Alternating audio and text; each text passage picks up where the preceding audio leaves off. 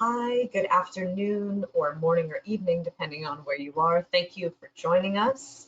My name is Charlotte Majorana, and I am the VP of Books at Emerald Publishing, as well as a proud partner with the American Marketing Association in the 7 Problems of Marketing book series. I'm joined today by Liam Fahey, one of our authors on one of the books in this series. So thank you for joining me, Liam. You're welcome. So today we're talking about the 7 Problems of Marketing series. So why this and why now? So the fundamental aim of this series is to hone the practice of marketing for the 21st century. It's the age of data, social, mobile, automation, and globalization. It's a pandemic and rearing from a pandemic. The field is changing so quickly and it's quite difficult to keep up. There is increasing uncertainty about the profession's mission and responsibilities. And in the meantime, the demands marketers face are ever more complex and critical. So each book in this series is taking a very pertinent deep dive into a problem, offering expertise, direction, and case studies while striking a balance between theoretical and application. All of the conceptual and analytical frameworks that are in these books are offered and born from practice. And the goal is to provide a contemporary framework for marketers as they navigate the unique challenges and the opportunities of today's dynamic as well as volatile global marketplace. So what are these problems? The first is effectively targeting high-value sources of growth. The second is defining the role of marketing in the firm and C-suite. The third is managing the digital transformation of the modern corporation. The fourth, what we're talking about today, generating and using insight to shape market practice, dealing with omni-channel world, competing in dynamic global markets, and finally, balancing incremental and radical innovation. So Liam, who is joining us today, is the co-founder and executive director of Leadership Forum Incorporated and the creator and leader of its Intelligence Leadership Forum. He's been a faculty member at Northwestern and Boston University, and he's now a professor of management practice at Babson. Importantly, for today, he's the author of the Insight Discipline, crafting a new marketplace and understanding that makes a difference. So thank you again to Liam for joining us. Thank you, delighted to be here. So I'm gonna jump right in with some questions. So as I said, your work looks at problem 4, generating and using insight to shape marketing practice. So today, everyone has access to huge amounts of data, and you could learn so much about your customers. Why is that a problem? Thank you, glad to be here, and hello to everybody online. A good place to start actually is a note I got from a company yesterday, as a matter of fact. And the first line said the following: "We are overrun with data, but we can't get out of our own way to get to insight." That's a good summary of where I think a lot of companies are at. And there's a number of parts to this problem that I'll run through very quickly. The first one is very often we don't actually prepare to do insight work. And by preparing to do insight work, I mean coming back and having a critical look at the data we have, at the methodologies we use to derive insight, at the people that we involve, at the perspective we take to it, the mindsets that are involved, etc. In other words, we can't go from just our day-to-day activity and move into doing insight work. Let me just give you some examples. Out of another company, when we looked at the data that we had, we asked a couple of simple questions. What data do we have in here on our past customers? What data do we have on the customers who left us? What data do we have on our competitors' customers? And what data do we have on customers who are coming into the market? And what we found was we were doing all kinds of analytical work with very sophisticated software, but it was only on the customers that we still had, on our existing customers, and we're missing a lot of very valuable data and therefore potentially very valuable insight by not looking at and examining the data set that we're using. Another example of thinking about and preparing for doing insight work is looking at who your competitors are. Again, with the same company, we looked at what competitors are reflected in our database, and we found that it was only large market share competitors were examined in our database. And what was left out was small competitors, emerging competitors, and potential competitors. And as we went into the analysis, we found that our competitor insight was largely coming from small competitors who actually had value propositions that were going to be driving the market. So a lot of it has to do with preparing to do insight work, etc. A second problem actually is once we get to what we call a domain insight, so a customer insight or a competitor insight or technology insight, we don't think very comprehensively about what do we do with that insight. So for example, if you have a new customer insight, how does that customer insight help us to understand where the market is going, to understand what kinds of value propositions may succeed in the future, to understand why customers are migrating from one competitor to another. So very often it is in leveraging the insight once we get it, is where a lot of companies fall down and don't extract as much value from their insight work as they ought to. Excellent. Thank you, Liam, for that. So all of this data that we have access to and all the time spent collecting and analyze it doesn't necessarily mean then that we're generating real and usable insights. So what would you say are the qualities of true market insight, and what should marketers be aiming for? Great question. We spend a lot of time trying to identify the qualities, the attributes of a meaningful insight. And that takes us back to defining this word insight. Sitting in any meeting with any group of people in any organization at any time, you will probably find the word insight used in a ton of different ways. So our challenge was to define insight in a way that was meaningful to people and a way that we could operationalize it within organizations. The definition we came up with was the following.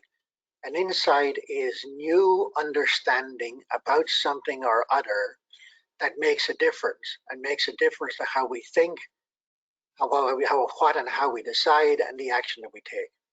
So it's not just creating a customer insight or a competitor insight or technology insight. It is creating one that is fundamental new understanding for us about the phenomenon we're investigating. And that makes a big difference to how we see the world, how we think about the world, how we decide, and how we take action. So taking it from there, we developed 6 different attributes of an insight. And let me just give you one insight that was very useful as a way of illustrating what I'm talking about here. So we had a small competitor that had created a distinctive new value proposition that nobody else in the market had. Now, this is a B2B marketplace. So we looked at this insight and we ran it through 6 tests. Number 1, is it new understanding to us in terms of what value propositions are all about? And the answer was emphatically yes. This is a new kind of value proposition that we hadn't seen in the market previously and was very different to our current value proposition. Number 2, is it novel in terms of the marketplace? Do other competitors understand this value proposition? Are they using this value proposition? And as far as we could see, it was extremely distinctive and novel in the marketplace. Number 3, is it congruent with change in the marketplace? Insight is all about understanding change, whether it's consumer change, customer change, technology change, value chain change, etc. So the critical challenge then is it commensurate with the change that we see taking place in the marketplace? And this was an interesting critique because clearly there were some things happening at the customer end in a particular region that was attracting them to this value proposition, that was providing success for the company, but it wasn't general to the entire marketplace. So we had to make a judgment. Is this understanding of customer value proposition and customer insight something that will be reflected in the marketplace going forward? And our answer was yes. Is the insight obvious or counterintuitive? This particular insight was completely not obvious to us because we did not see any other competitor or ourselves developing this kind of value proposition and it's succeeding. So it met the test of being non-obvious and being counterintuitive. A big test for an insight is what does it explain? Is it explanatory?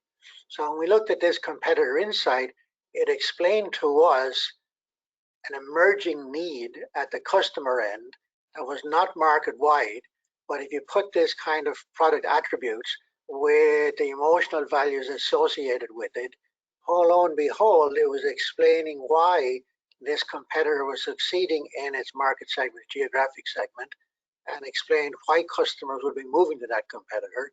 And the last criterion, and an important one, is it enduring? So an insight that's going to last for 2 or 3 or 4 weeks is not really that valuable. But if this insight with this competitor is something that's likely to last for 3 or 4 or 5 years because it's commensurate with change in the marketplace, then that's a highly valuable insight. So in summary, is it new understanding? Is it novel? Is it non-obvious? Does it explain? Is it commensurate with the marketplace? And is it enduring? They become the test that we use for any market site, any insight in any aspect of the marketplace. Thank you, Liam. Thank you for that. I appreciate the, what is inside, what isn't, and the examples that you're giving. Speaking of some, case studies and references from the book, could you give us another example from your experience of a company making changes that's enhancing the quality of the insight? Yeah. All of the changes that I'll talk about here all get back in one way or another to data and the analysis process involved in transforming data into the insight that meets the 6 criteria that I just indicated. So I'll take one particular example that's referenced throughout the book, and I'll talk about the kinds of things that they did to enhance the quality of the insights that they generated. Number one, they literally stopped and asked themselves, what do we mean here by insight? And so once they developed a shared understanding of insight, then they had a frame of reference that they could take to doing data work, doing analysis work, and transforming it into insight. Second thing they did was they looked very carefully at the kinds of people they wanted to have in the process. Because one of the challenges they had was all of their analysis, surprise, surprise, was dominated by the mindset that they had in the company. Mindset meaning how they viewed customers, how they viewed technology, how they viewed the market, how they viewed competitors. So they were very explicit about reflecting on and challenging their mindset.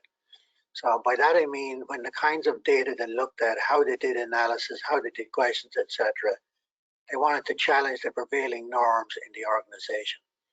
And the third thing they did was they very carefully looked at the kinds of data that they wanted to look at and examine as part of this insight development.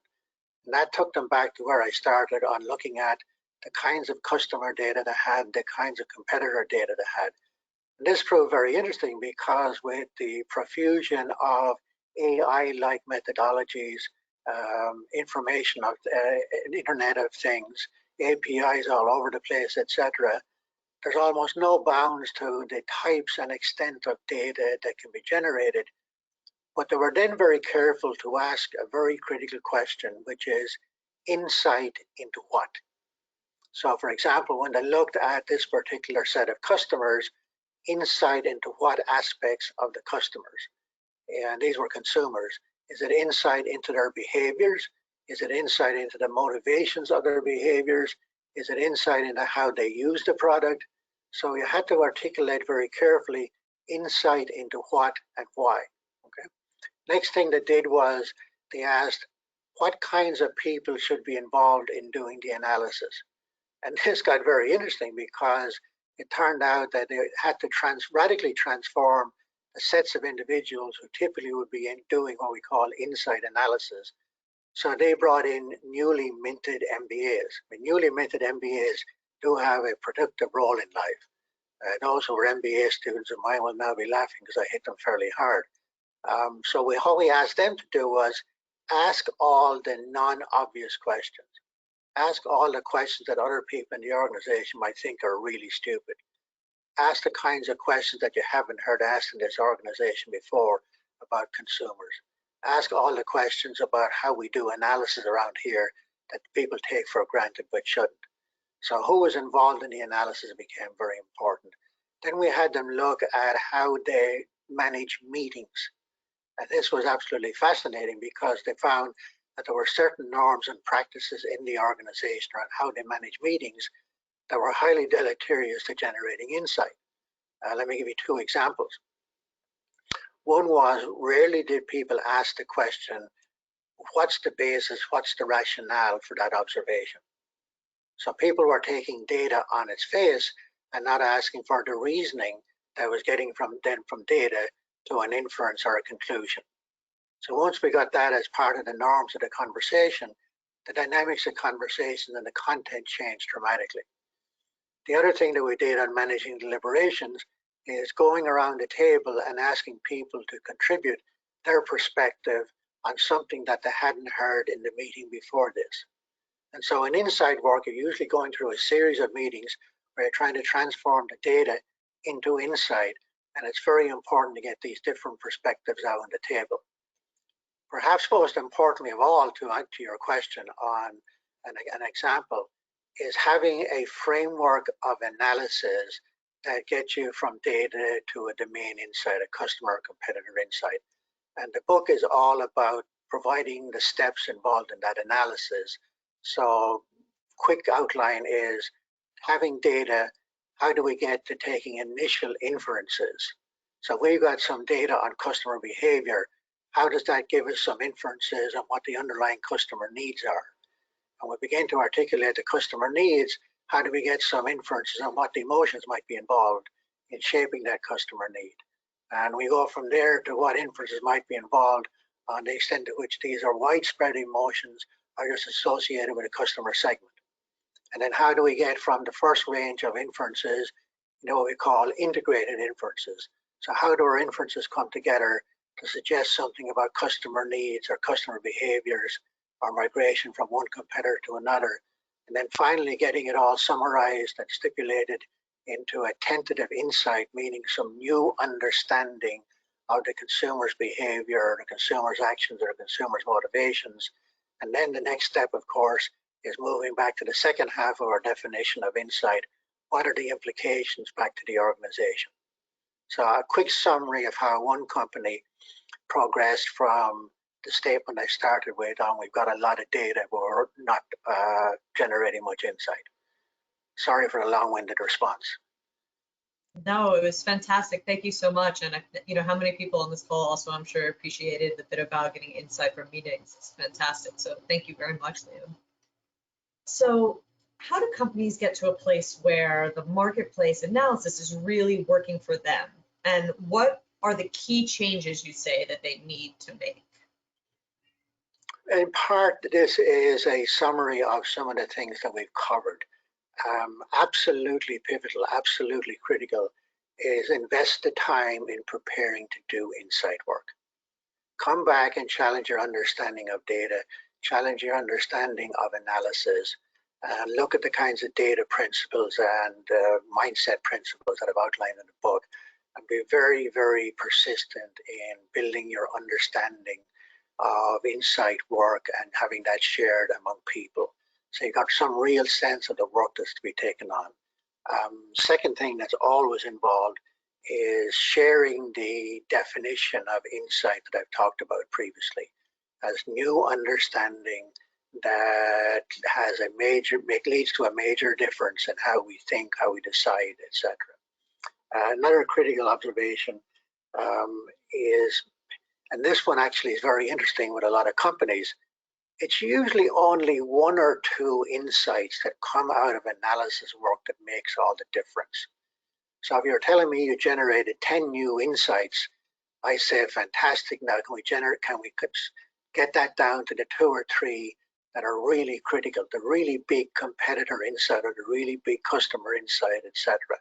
So on a piece of competitor analysis that we did, we ended up with almost 20 quote unquote insights. But after another round of meetings, we broke that down to one significant insight in this competitor, which was that they don't have the financial resources to embark on the strategy that they've publicly committed to.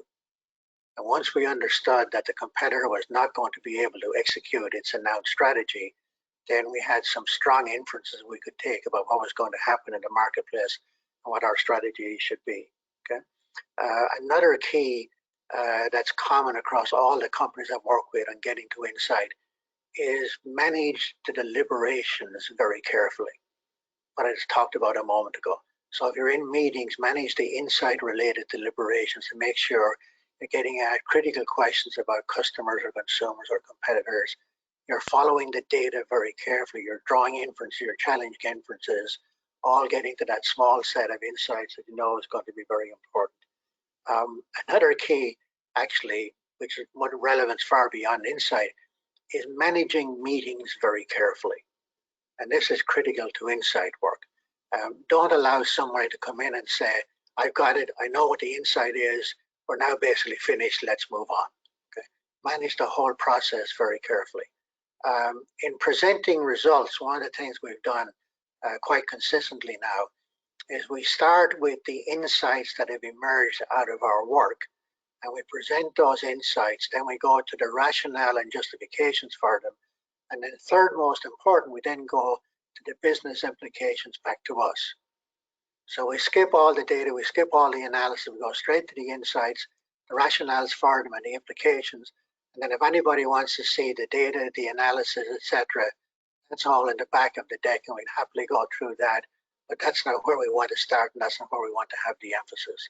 So if you have the emphasis on insight and presentations, then you get away from the data obsession that dominates so many firms, and you get away from executives zeroing in on a particular data point and making a big deal about it when it really doesn't make much difference to the insights that we've generated and their implications.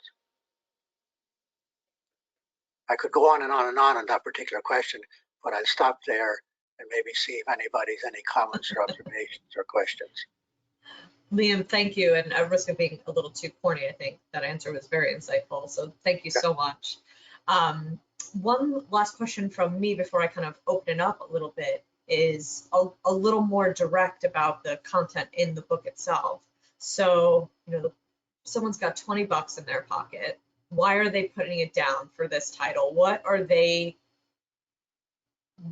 is the biggest takeaway? What problem are you immediately going to solve for them by them picking this up that they're going to take back to their team that is going to change things for them?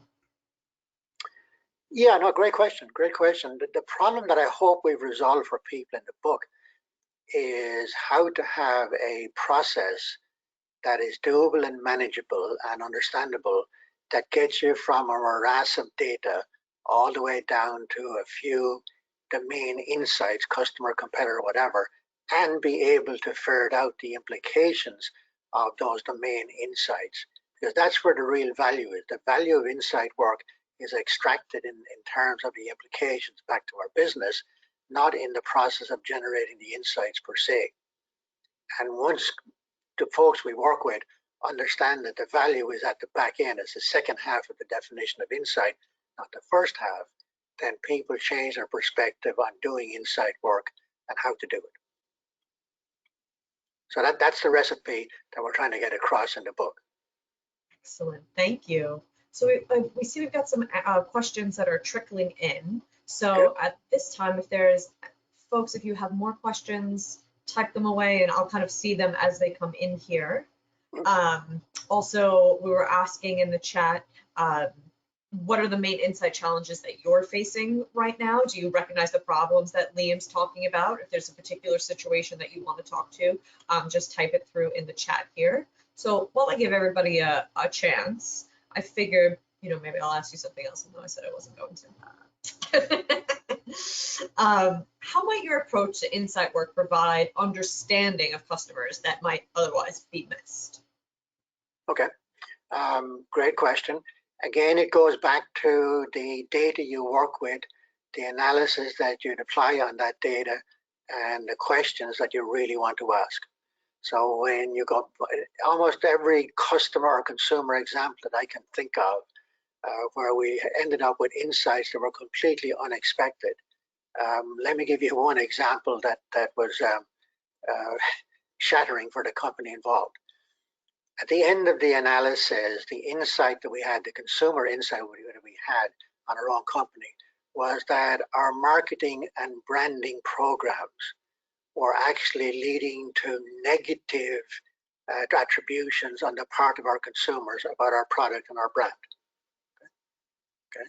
That was a showstopper for the organization. And how all that happened was by going back and doing some data gathering at the consumer end in open-ended ethnographic interviews, we began to ferret how people were so negatively reacting to our company in terms of how the product wasn't working, how the product was breaking down, et cetera, in use. That really hadn't come across to people in our company who were developing the marketing campaign, the advertising campaign, the innovative marketing campaign, and we ended up reinforcing the negative attributes that consumers had. Again, the takeaway here is going back and really looking at the kinds of data you have, the sources of the data that you have, the kinds of analysis that you're willing to do.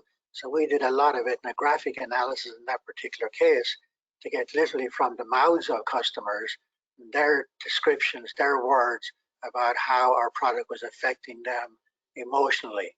And once we got an understanding of that, then lo and behold, we quickly realized that the second half of the definition of insight, implications for us now, how we need to think about almost every aspect of marketing. What's the content of our advertising? What are the elements of the brand that we want to reinforce? And also came back inside our organization. What are the implications for our individuals inside our company in terms of understanding our brand? That question had never been asked before. And so if we want to really live our brand, we better understand what that brand represents to customers, to consumers, how consumers are reacting to that brand. None of that had been approached by the company previously. That's a great example, and thank you very much for that. And I guess the natural next question, like off of that, would be the same thing, but from understanding of competitors that might otherwise be missed. Yeah, and competitors is sort of where I've spent a lot of my life. I'll give you another example to illustrate the point. In competitor analysis, critical to ask yourself the question, insight into what? Okay, and a lot of the competitor analysis work that's done in companies is highly descriptive. So you describe competitor strategy, you describe competitors' behaviors, you describe competitors' value change, you describe their value propositions. What often we don't do is ask the question, insight into what facets of the competitor. So we're now interested in understanding what are the motivations of a competitor for its strategy shift in a particular segment. That's a very different question than describing the actual strategy shift itself. So if the particular competitor is motivated by a desire to gain rapid market share or by a desire to enhance its margins and therefore contribution to shareholder value, or its desire to build a technology base to leapfrog into the next generation of product, they're entirely very different motivations that a competitor might have for a particular strategy move. So we always begin by asking insight into what facet of the competitor, and then we ask the question, which competitors do we need to look at? So an example I gave you earlier on, where we looked at a small competitor and its value proposition, that was not on our radar screen at all when we began the analysis, because we weren't particularly interested in looking at small competitors, and we weren't particularly interested in looking at value propositions. But when we did the scan of what's happening out there, lo and behold, this small competitor surfaced and its value proposition is fundamentally different to any other competitor. And the implications of that for us were major, because now we asked ourselves, is that the kind of value proposition that we in our company should be moving towards, migrating towards as a basis for strategy across the entire country, across the entire region, ultimately the globe? And the answer turned out to be yes. So then we had to develop the strategy to move from our current value proposition to the new value proposition over the space of 2 or 3 years, because we're working in a B2B market. Thank you for extrapolating on that, Liam. So we've got a few questions from the audience. Good. So one of them is talking a little bit about Google Analytics. Are there any general tips about getting insights through Google Analytics that you would like to talk through? I just categorize them all into one case. No matter what analytical frame you're using, or technologies or tools or techniques you're using, remember it's in the context of a question that you've posed, insight into what.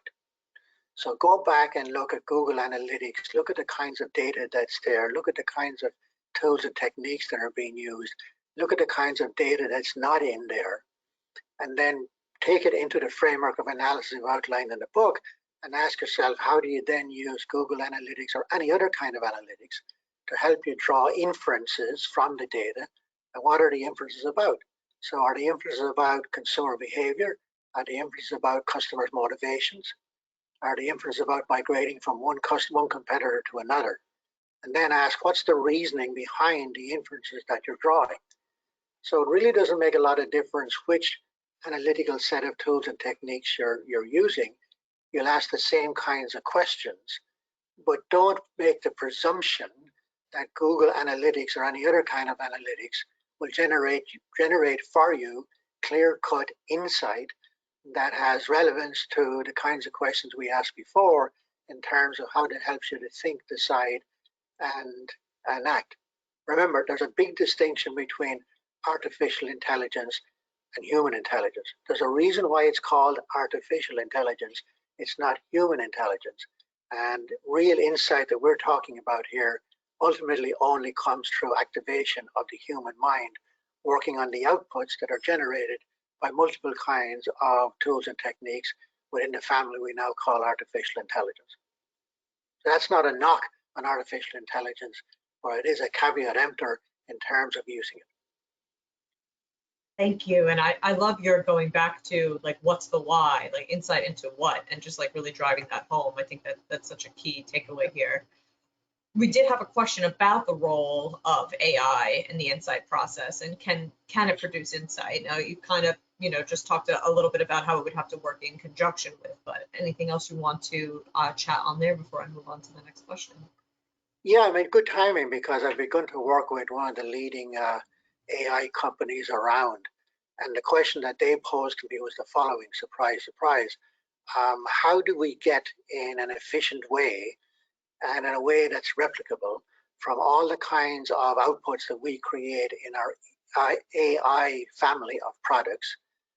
What are some available tools and techniques and methodologies to get from those outputs to the kinds of insights that we hear you talking about, meaning me talking about all the time? And it goes back to the kinds of things that we've talked about.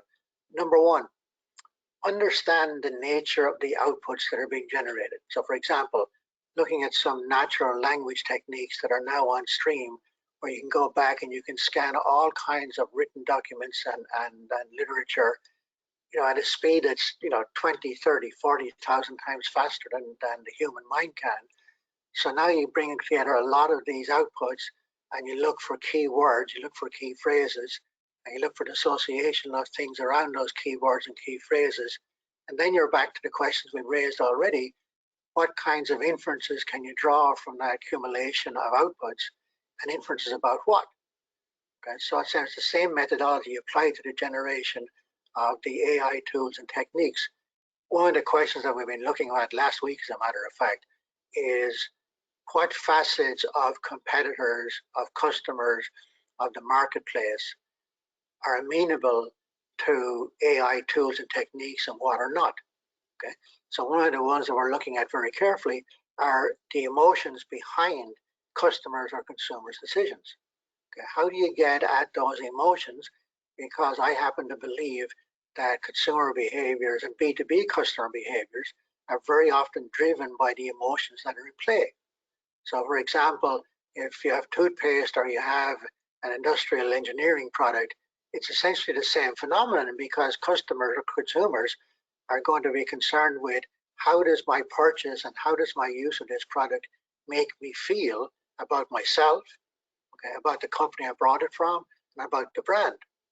And so if you're not creating positive emotions in those three categories, okay, the chances of repurchase are going to be considerably less, and in some cases maybe nil. So the company I mentioned earlier on, where we discovered that our brand, our promotion, our marketing was actually leading to negative emotions about our product, it was the explanations of why customers were leaving us.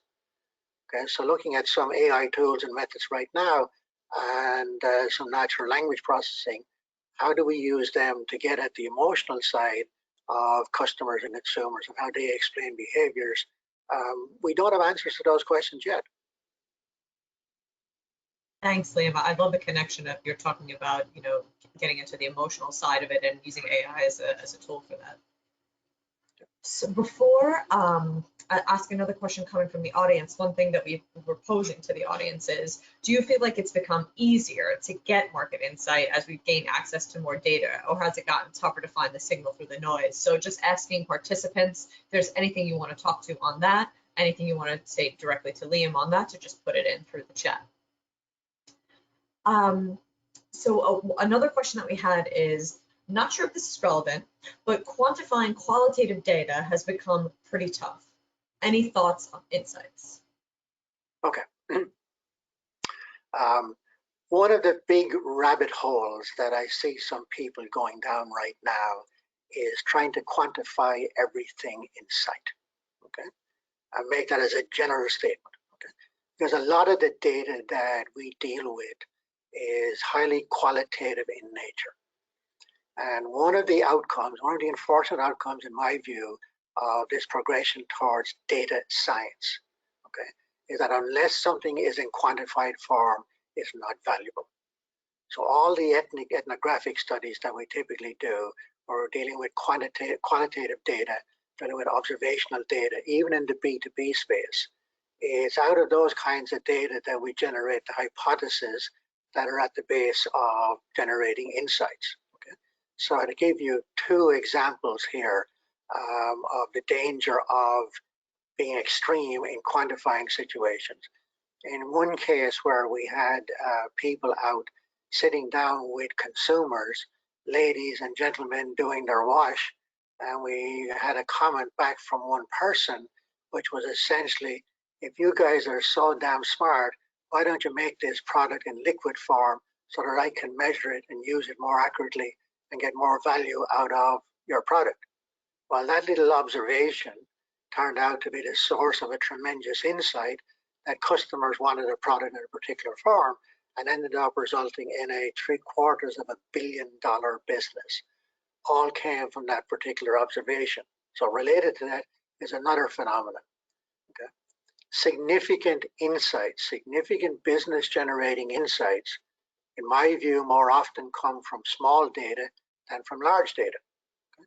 Because small data means you're looking at observations, you're looking at interactions with customers and consumers, where something sparks, some observation, you say, haha, okay, now I see the world in this particular way. Often those little ahas don't come from AI generated data, massive databases, etc. And this goes back to my earlier observation of understanding what's not included in the data that you have.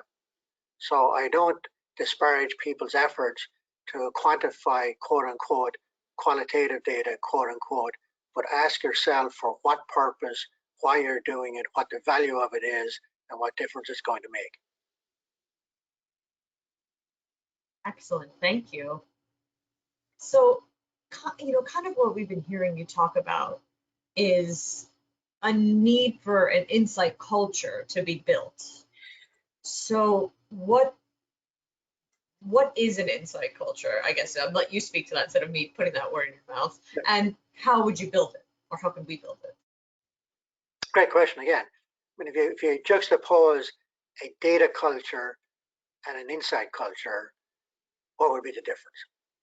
And that's the question that we pose to the teams that we work with. And we ask them, ideally, lay out, if we in this company had an insight-driven culture, what would that baby look like? How would it compare and contrast to what is obviously our data-driven culture right now?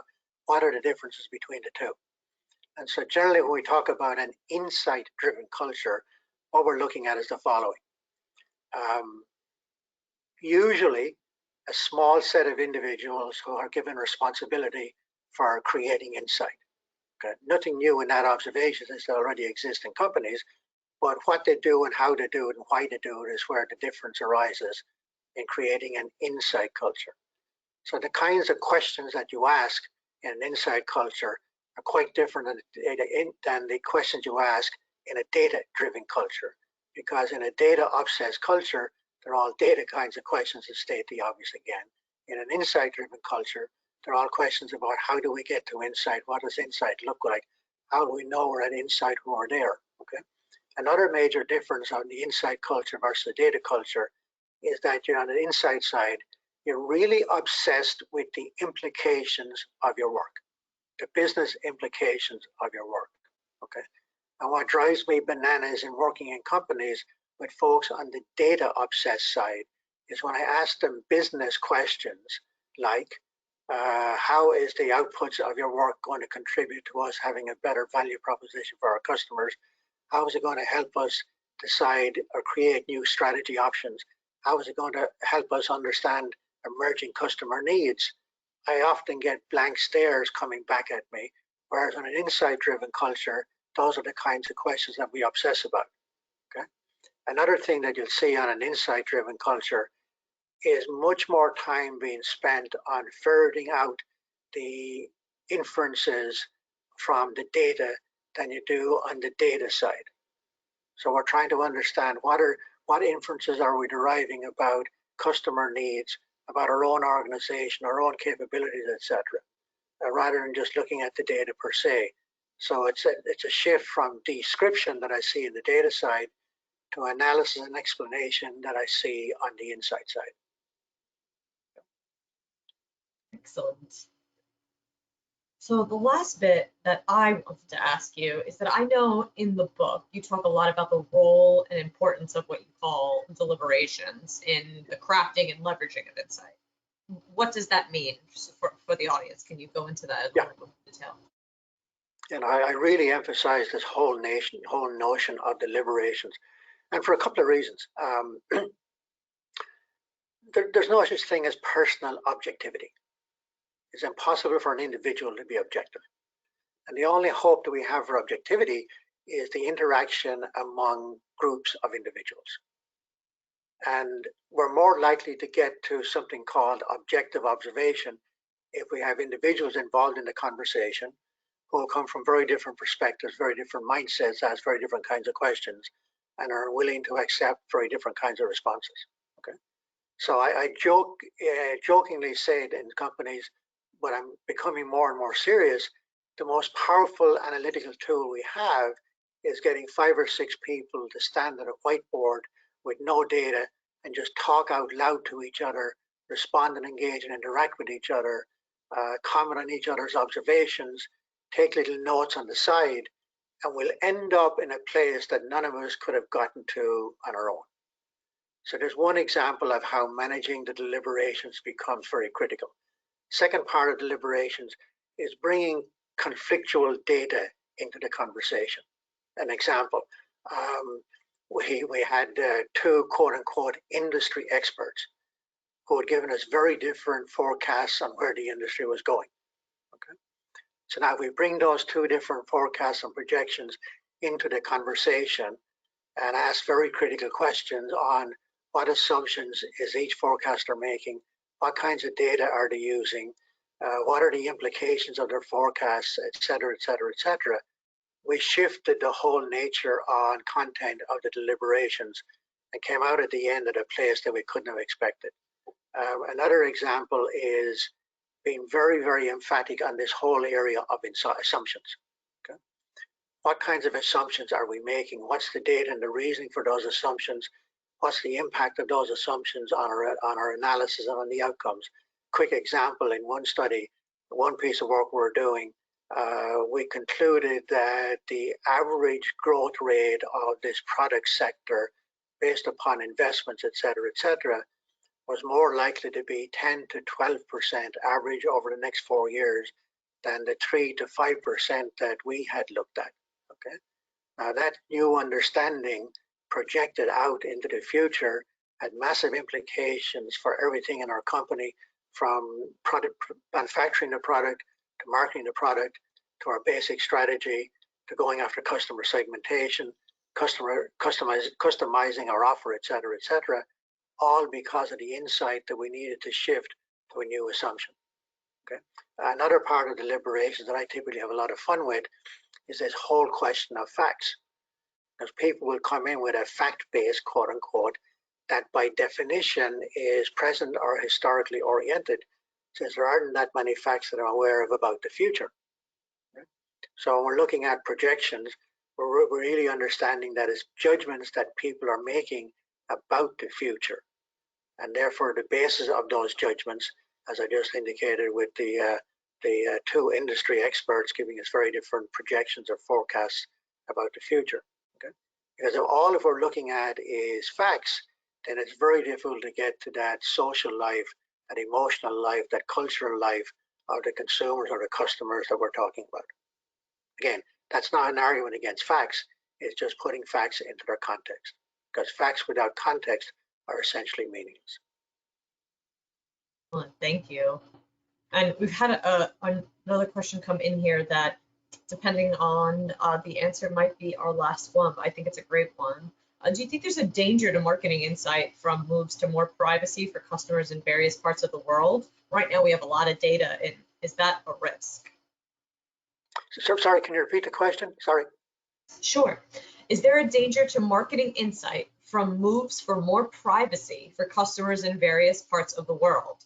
Right now we have a lot of data. Is that at risk? This comes up especially in the European context, okay, where privacy is a much bigger, more obsessive issue than it is in the US so far, but I see it coming here as well. Yeah, it is going to be a problem, but again, you got to go back and ask some basic questions. What kinds of data are we talking about here? Who has access to that? Who has the source of that kind of data? Who has access to that kind of data? Are there alternative kinds of data we can get in its place? So rather than getting all hot and bothered about privacy coming in and impacting the extent and source of data that we can get, ask the other kinds of questions. Where do we get compensatory kinds of data? How do we access those kinds of data? And what kinds of insights can we not generate by virtue of not having that privacy control data? Okay, I don't think it's nearly as big an issue as a lot of people have made it out to be. But again, personal opinion and personal bias. Thank you. All right, so then this is our final question. Do you think that people are actually making bad decisions right now because of not understanding what counts as insight and maybe even framing their questions incorrectly? 100% certain that people are making bad decisions based upon absence of insight or what's passing for insight that's not really insight. And I can go back to the example I was just giving you, where the insight that emerged was the need to shift assumptions. So we had a whole set of executives that were making decisions based upon a strongly held assumption and belief that was widely exposed in the organization and widely accepted, that our average growth rate in this product sector was going to be somewhere between 4 and 5% over the next 4 years. But based upon an analysis of what was happening with investments, products development, R&D, emergence of new customers and customer segments, we had to up that to 10 to 12%. Without question, some really bad, dare I say, lousy decisions and strategy making was occurring because we were working off a bad assumption set. Okay. Second qualifier I put in here is going back and testing alleged insights against the six criteria that I mentioned earlier on. Because if you don't test alleged insights against those 6 criteria, you end up accepting statements and assertions as insight, which are not really insight at all. We had another question sneak in. Do you want to answer it? Sure. I knew that. We're here. What is the biggest challenge in acting on insight? Oh, great question. The biggest challenge I find is presuming that your insight is going to last forever, because it never does. You're looking at new understanding of customers, new understanding of competitors, new understanding of marketplace shifts. So you've got to monitor and track the insight over time. Stated differently, you can't validate an insight got to do with the future today.